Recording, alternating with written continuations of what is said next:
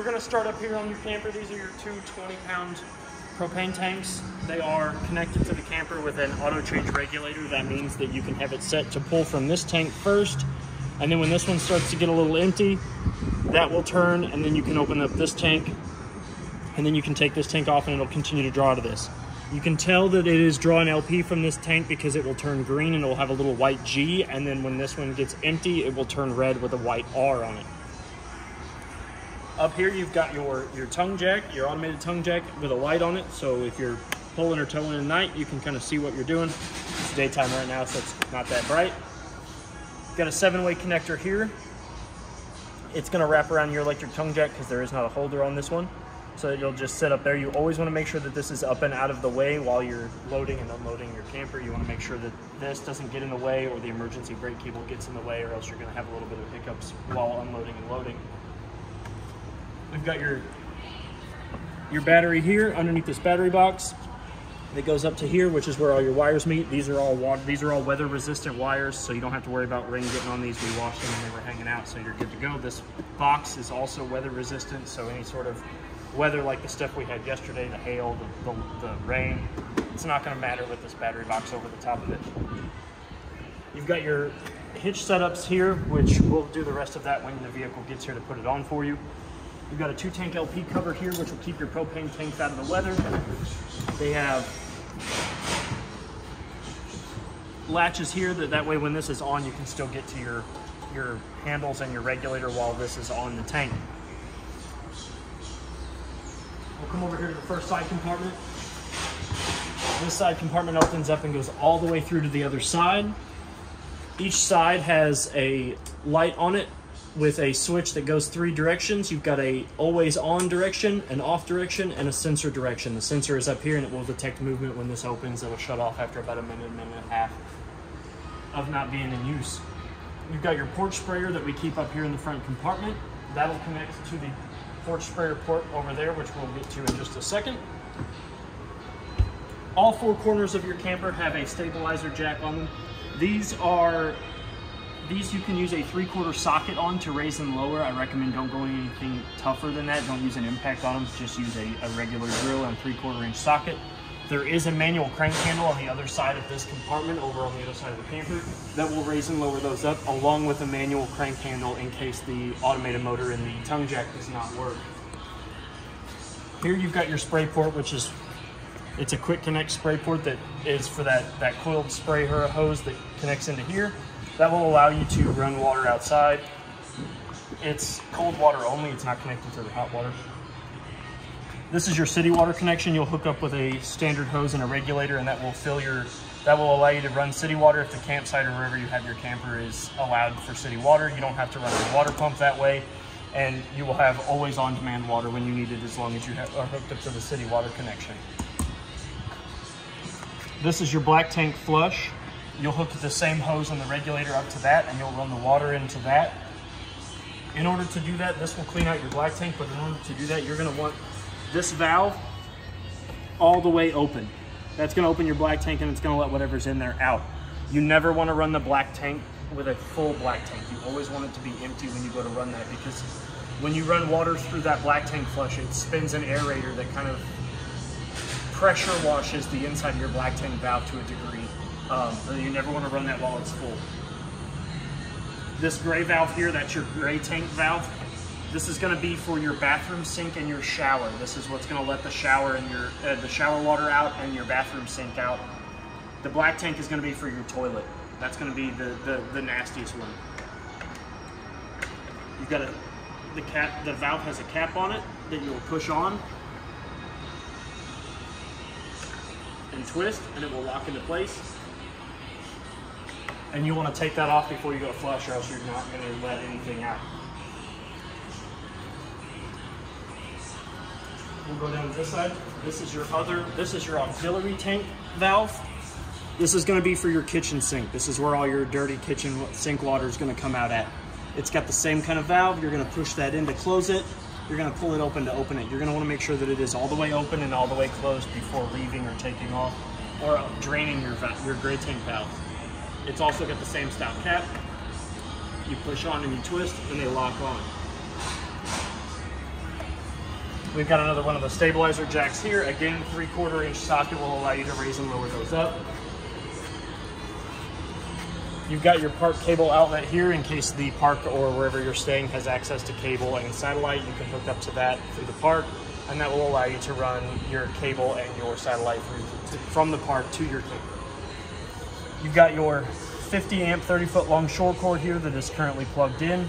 In order to unplug it, you're going to untighten this ring. You're going to spin it to the left. That's going to back that ring out, and you're going to give it a quarter turn. You're going to pull it out. And in order to put it in, you're going to put it in straight, and you're going to put it in a little cockeyed, and you're going to give it a quarter turn, and it's going to be straight up and down, and then you can just let that fall. These are weather resistant, so you don't have to worry about rain or whatever getting into these if you're camping in the rain.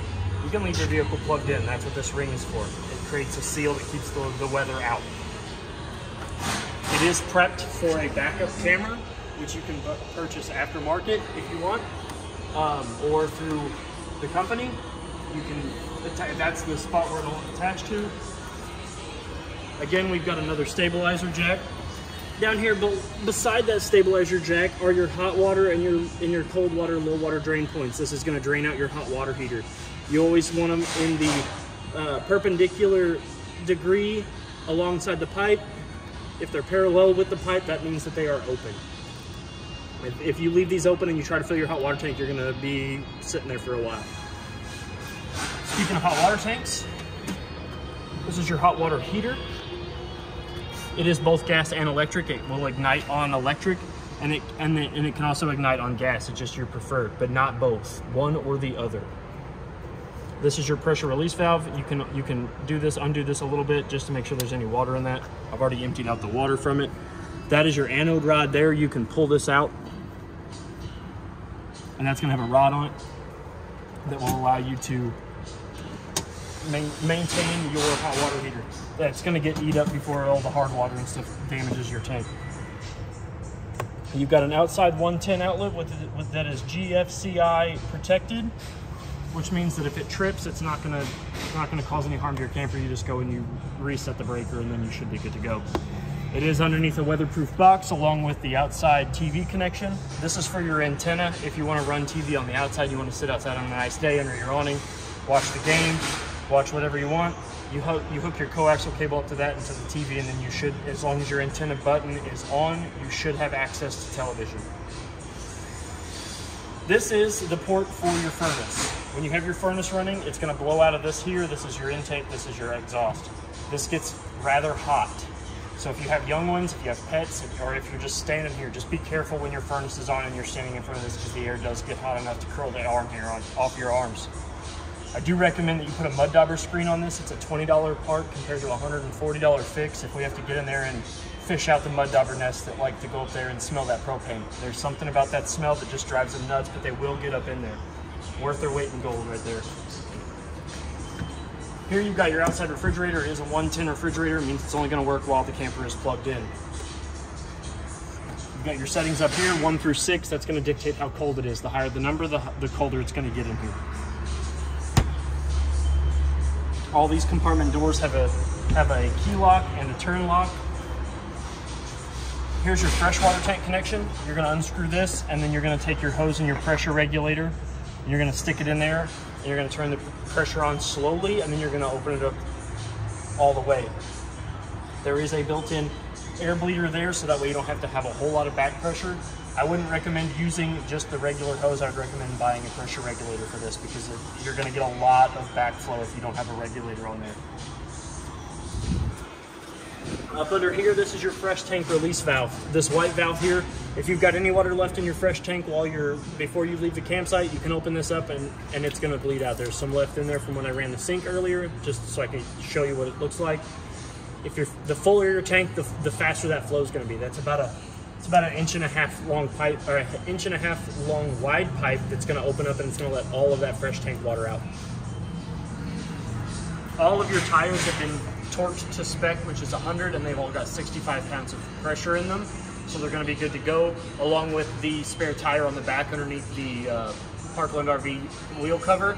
It hasn't been torqued, it's just been put on with a wrench, but it is also to the 65 pounds of pressure that is regulated for your tires, which are going to be on a sticker on the front side of your RV. I'll go up here first. I'll show you the other side of the compartment. It's got some stuff in it. Here you've got another one of those lights that has the 3-button operation: on, off, and then switch. It's on the switch right now, so it'll go off when we close the door and walk away from it for a while. Your camper is, it does have the tire pressure monitor and temperature hookup. If that was something that you would like to purchase, that will hook up there and it will allow you to maintain your tire pressure and temperature of the camper while you're in your vehicle. The next box below that is the Renogy Wanderer solar charger. There's a solar panel on top of your camper, which is going to feed the battery, which that is, if you're in, it's not very bright right now because we are under a roof, but if you're out in the middle of the sun, that solar power will charge your battery while you don't have it plugged in. The rest of this stuff here, that's for your hitch for when you arrive, and we can put this on your vehicle for you. This is the manual crank handle for the tongue jack. In case the motor burns up or it's something wrong with the motor, you can stick this down in the rubber grommet on the top and it will latch on, and you can raise and lower the tongue jack with this silver handled one. And then this rather longer one up here, that is for your stabilizer jacks in case you don't have a 3/4 socket or a drill that can raise and lower those. You can use that instead. Again, all 4 corners have the stabilizer jacks that are for stabilizing and not raising or lowering in the camper. Yes. We have your entry-level steps here. They are pretty solid. You got a handrail here on the side. In order to get the handrail out, you're going to pull this pin out, and you're going to keep this pin sitting somewhere safe. Your handle will pull up as far as you can, and then this center bar will slide out. That's going to lower the handle all the way down. When you're done with this pin, I recommend sticking it back in here until you decide to put the handle back down. Never forget to remove this when you put the handle back down, or else this will not stay flush down. This will get stuck and you'll be flying down the highway, and this could open up and cause a bunch of damage.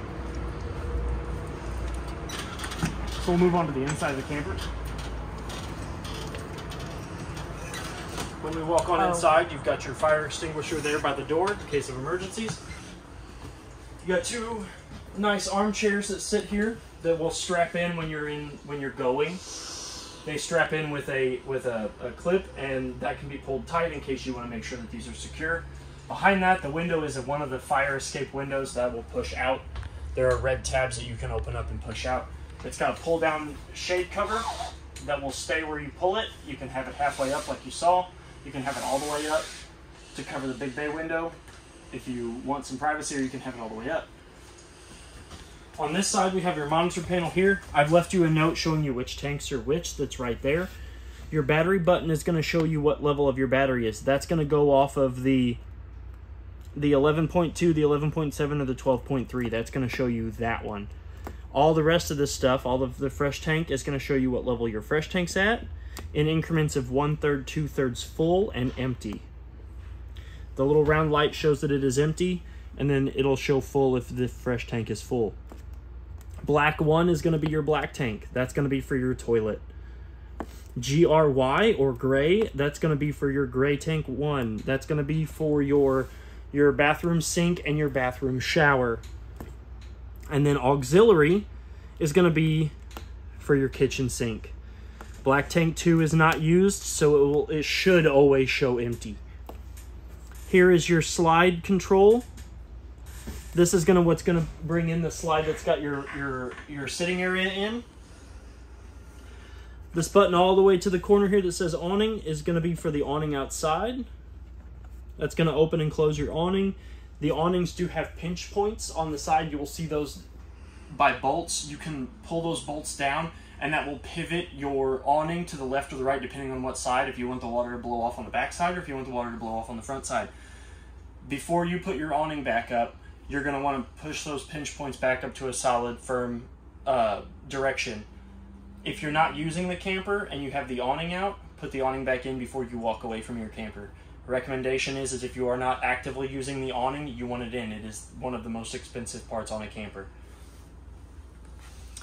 The awning lights are the string of LEDs that are right underneath the awning. They're going to light up. The cabin light here is going to turn off the 1, 2, 3, 4 inner living room and kitchen lights. They are all also manual lights, so you can turn them off manually and they won't be operated by this switch. But I'll go ahead and turn this off, and you can see what it turns all 4 of them off. If they are already on, it will control all 4. If not, you'll have to turn them off manually. You've got your hot water heater on electric. If you turn that on, then your hot water heater is going to ignite with electric. That's recommended if you don't want to use the gas while you're plugged in. It will run it off electric. It will take longer for the water to heat up if you use it on electric. Then you've got your gas water heater. That will turn on it will light the pilot light through the gas and the LP, and you'll be able to run hot water that way. It gets hot a lot faster, but it does take, it will run out of hot water a lot faster. So I recommend using, if you want to take a real quick shower, this is the one you're going to want to use. If you want to do dishes, you can use the hot water heater for the electric. This is your water pump. All these lights are translucent blue, and they will light up when they are engaged. They will all light up blue, and then, so we'll just turn this on for a brief second so you can see what I'm talking about. And you'll hear the noise. Yep. And you want that noise to gradually shut off. If you hear that noise thumping continuously for a long period of time, your water pump's sucking air in somewhere. And you only need your water pump if you're using water out of your fresh water tank. Yes, only out of your fresh water tank. If you're using the city water, you do not need to have your water pump on. You've got your large basin sink here. The handle is marked H for hot and C for cold. You'll turn it in the direction of those letters for the appropriate temperature of the water. And in order to pull water from the sink, you will tilt this out. That is how you get water out. Your faucet does have an extendable neck in case you're washing vegetables or doing dishes or washing the dog. If the dog's big enough, small enough to fit. Squirting your friends. Yep, with a button here that will turn it from a regular faucet to a shower faucet. There is a weight. If this ever gets hung up, there is a weight attached to the hose that runs from this to the sink itself. You can get on there with a Phillips screwdriver and you can adjust that weight to make sure that it gets pulled back up into the neck appropriately. You've got a Greystone microwave up here. It's been set. It operates. It's got a glass turnstile on there, just like your typical microwave. Underneath that, you've got your fan and your lights for your stovetop. You hear the fan engage. Easiest way I can tell you this is I for ignition, O for off. If the I is on, everything's on. If the O's are on, it's off. Here you've got a glass top stove. You never want to cook on this. You'll fold this up. The heat does not transfer through this. And they are temperated glass, but the heat will not transfer from them. So if you're trying to cook with this down, you're never going to get anywhere. You'll fold this up. It's got 3 burners. To engage the burners, you will hold the knob in and turn it to where it says light. Then you will hear gas escaping, and then you'll turn you'll hear the gas escaping and a clicker, and then you will turn this in the direction that the arrow shows you, and that will light your striker. You hold it on light for a few seconds, and you turn the striker knob. You'll see the blue flames appear around each burner. Hold it on the light for about 3 to 5 seconds, and then adjust it to the temperature. If you hastily let go of that light knob and you turn it, your pilot light will go off on your burners. Same way with your stove. There is no, you'll turn the pilot light on the stove knob. You will reach under there with it's a match lighting pilot light, so you'll want to go under there with a match. I recommend a kitchen lighter, one of the long stick Bic lighters. That's going to be your safest bet, so your hands aren't all the way up in there. And then you'll turn it, you'll hold it for a second in, you'll wait for that pilot light to engage. You'll turn it to the highest setting you can, or the appropriate setting, whatever you're comfortable with, and then that should light the element on your oven. And you will see a blue glow of flame all the way around that heating element. It'll come up one side, and it'll come up the other side. Under here, this is where your furnace is at. So if you're cooking and it's cold, you turn your furnace on, you'll be sitting here in the kitchen, you'll be really warm. Don't obstruct this, because this is where all the hot air comes out of. Your kitchen is equipped with 2 more of those manual lights, one here and one there, along with a GFCI protected outlet in case you want to plug in a toaster, blender, smoothie maker, food processor, whatever it is that you're doing. Margarita machine. Margarita machine. There is another one over here in case you want 2 margarita machines. You have ample storage up here for said margarita machines. Smaller cabinet over here that does wrap around into this. That is a large L-shaped cabinet with 2 doors, so it does wrap all the way around into this counter space. Ample storage here. There is a panel underneath there. That's how you get to your hot water heater if you need to for some whatever reason. You've got your Everchill refrigerator here. This is a travel lock, so that way your refrigerator and freezer doors don't come open and all your snacks and goodies and your beers don't roll all over the place while you're driving down the highway. Your refrigerator is equipped with a humidifier for the crisper in case you want to keep your vegetables crispy, in case you want to keep anything down there, your fruit nice and good. Your freezer is a frost-free turbo cooling freezer. I've got it set to the coldest setting right now, so that way when you come and pick up your camper, your refrigerator and freezer are good to go and you can start stocking them immediately.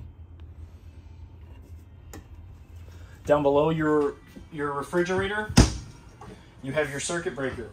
This is going to be the box where if that GFCI trips, you're going to come here, you're going to find the one that says GFCI, which should be this one right here, this 15 one. It's also going to have the general receptacles and your GFCI. These are going to be tripped. You're going to want to flip those up. And then you're going to want to hit the reset button on the one in the bathroom. And then your fuses are over here. They've got lights on them. I think they got lights on them. Nope, that's just a reflection from the copper. They don't have lights on them. I apologize. They've got 15 and 20 amp fuses. I think they do. Oh, do they? A little window. Oh, okay, yep.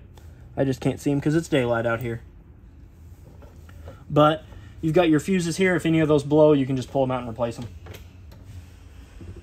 This is going to be the vent for your refrigerator. When it starts running, that's where the air is going to come out of. Got ample closet storage for snacks, along with another one of those sensor lights that's going to turn off when not in use. About a minute, minute and a half, it'll shut off. And then once the door opens and it detects movement, it will pick up that light and it will turn the light on. All of your shades on the slides are pull down let goes. So if you want to open the windows, you can. You just pull down. If you want to open them about half, and then in order to close them, you just grab them and let them go, and they will gently rise up. All of them are equipped that way. You've got two other fire safety windows there. There'll be a red latch. You open that up, and you can push that window out and get out in case of something, an emergency. You've got 3 drawers here. This is your user. This is going to have your user manuals and everything for almost everything in here. This is the remote to your fireplace, which we'll get to next. 2 more drawers. Your water pump is actually in behind these 3 drawers here. It's about here underneath the cabinet in case you need to get to that. This remote here is going to work your secondary heating source, which is your fireplace. It's going to turn on. It's going to read you the temperature that the room is at, and it's going to show you what's going on the main screen here.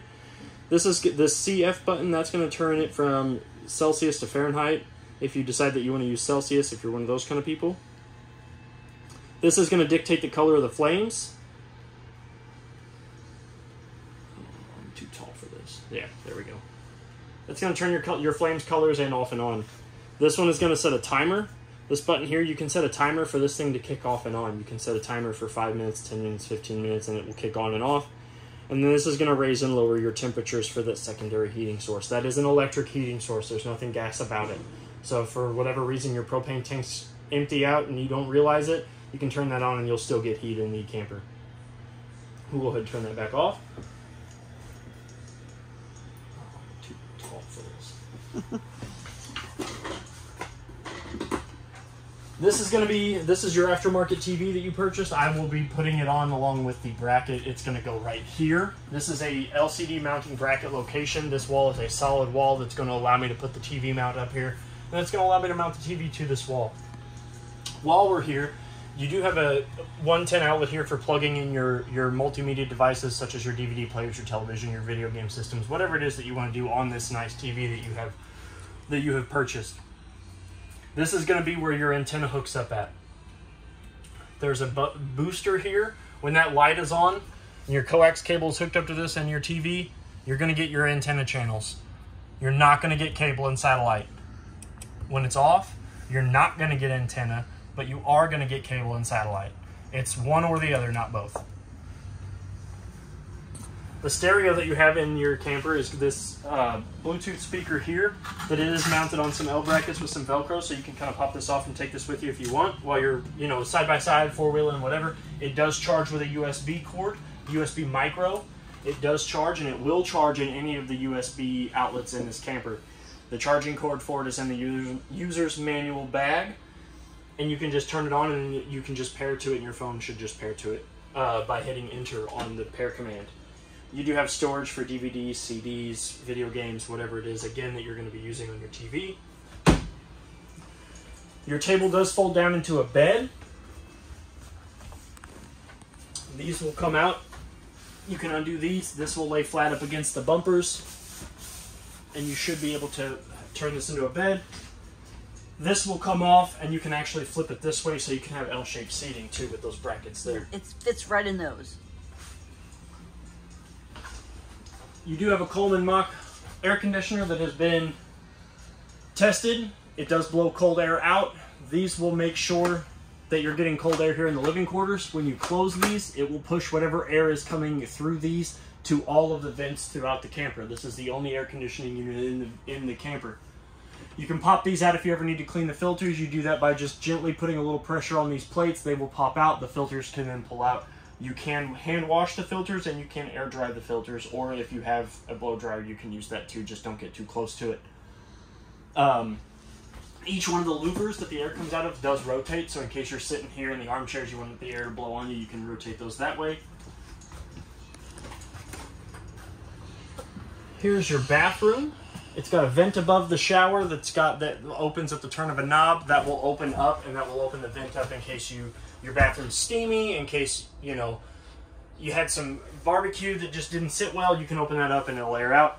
You got your towel storage, hand rag storage, coat storage, whatever else. You got a shower with a shower head on it behind you, along with the hot and cold knobs. The hot should be on the left and the cold should be on the right. It's got a restrictor on it. Yep. That'll restrict the water or let water flow through. And if you do want to replace the shower head on that, you can take that off. There is a spin knob at the bottom of that where the hose connects to the handle. So if you do ever want to replace that, you can. Your toilet is a 2-part toilet valve. If you step on it halfway, it will fill the bowl with water. If you floor it, it will open the valve. Light switch. Light switch. You have your sink here. These are hot is always going to be on the left, cold is always going to be on the right. It does have decent water pressure to the bathroom, so in case you want to vigorously wash your hands, that's something you can do. You've got a GFCI protected 110 outlet here on the wall with the test and reset buttons in case if you ever want to test the GFCI, you can hit the button, push it in, you'll hear an audible click. That's your breaker stopping. If you have outlets that aren't working, this is where you need to reset. And then you hit the reset button, and they'll push that button back out, and you can go check your breaker box. And magic happens, because all the outlets start to work. Yep, and then you've got ample storage over there for your soaps, shampoos, whatever else you want. That's built-in wall storage, so that's, semi-permanent. You've got your water pipes for your faucet underneath this. This will open up along with some storage for your TP and everything else. Glam supplies. Glam supplies, yep. So we'll make our way down the hallway. Switch. Here's your Coleman & Mach thermostat. It is a dial that's got a push button on it. So if you turn it or push it to engage it, the screen will light up. It'll backlight. You click it once, that'll get you to your mode. You have off, cool, heat, and then a combo of cool and heat, which will allow you to keep your camper at a smaller margin of temperature change compared to just one or the other. This is going to be your fan control. You've got 2 different settings other than off. You've got off, high, and low. Recommend not leaving your AC on low all of the time because that will freeze it up. And it's as simple as that. You just click it, and it'll either turn on the air conditioning, the furnace, or it'll turn it off. Down here, you've got your LP and CO2 detector. There'll be a button here and 2 lights. The light is green and red. You'll see it behind here. You'll press the button to test it, and it'll make 3 to 4 audible loud beeps. Once you see that green light, once you see this red flashing light go off, and it goes to green and there's no other lights, that means that the RV is CO and propane free. It means you don't have a gas leak anywhere. Most important part is this and the smoke detector, which the smoke detector is above the kitchen. I like to go over those at the same time so that way you know that there are both here in the camper. The smoke detector has the same button style press. You press it, it'll test it, it'll beep. You'll go silent for a second, it'll beep again, and then you know you're smoke free. We'll come in here into the bedroom. The windows in the bedroom have the same style pull down shades. This is again one of your other emergency fire exits. This one has a push-up lever. You'll pull this lever up, you'll push this out, and then you can get out of the camper in case of an emergency. This is the wall for the TV backing. You can actually put another TV bracket here if you want, another wall mount, because it also has the 110 outlet here and the antenna thing. This also goes off of that button in the living quarters. So if you don't have that button depressed and you're trying to watch TV in the bedroom, it's not going to work, along with the outside as well. That antenna button has to be pushed on if you're trying to catch antenna channels from anywhere in the camper or outside of the camper. You've got a fan in here, or not a fan, you've got a vent in here that will open and close with the turn of this dial, which will let the sun in, and it does have a screen in there to keep the buggies out. It doesn't have a light switch on the wall, but it does have a manual push button light, along with the 2 louvers from the air conditioning. And each one of these storage cabinets on the left and right hand side of the bed are both mirrored. They both have a 110 outlet on the inside of the door, which allows you to hook up your CPAP machine if you have one of those, or a phone charger, or any other sort of electronics that you, an alarm clock if you want to plug that in. They are also equipped with hanger rods, so that way you can hang up clothes if you want to. If you're going somewhere fancy while you're camping, you can hang them up, hang up your PJs in case you don't like those all wrinkled. They are equipped with USB ports, so that way you can charge your phone and have your CPAP machine and or other medical devices, alarm clocks, anything else plugged in, so that way you're not trying to fight for space and supremacy on the outlets. Over here behind me is your closet. You've got ample spot up here for whatever you want to put up there, spare pillows, sleeping bags, whatever else. Open it up, you've got three levels of storage in here, along with another open-ended storage down there for totes. If you want to put those in there, the top one is a little bit taller than the bottom one.